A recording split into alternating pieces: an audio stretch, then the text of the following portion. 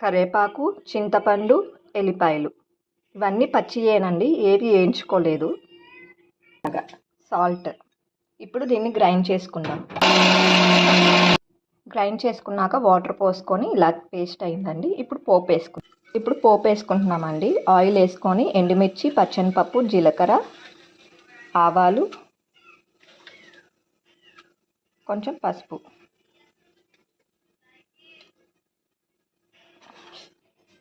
ఇప్పుడు ఇంగుమ చాలా healthy food అండి.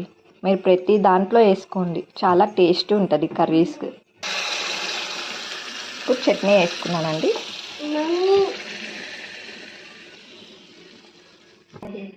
ఇంకో ఉంది ఇలాగా